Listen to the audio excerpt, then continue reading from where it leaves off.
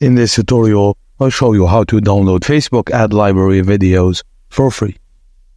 First, head over to Facebook Ad Library. Type in the name of your favorite creator and locate the video ad you want to download. For example, any type of creator. Hover over the video you want to download. Right-click and choose Inspect to reveal the code of the video.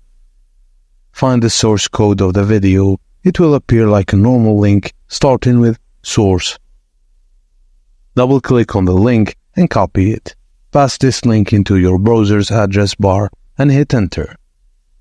The video will start downloading into your browser. However, it will initially download as a text file.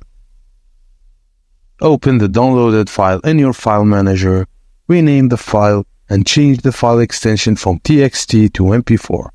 Once renamed, you can now double-click the file to open the video.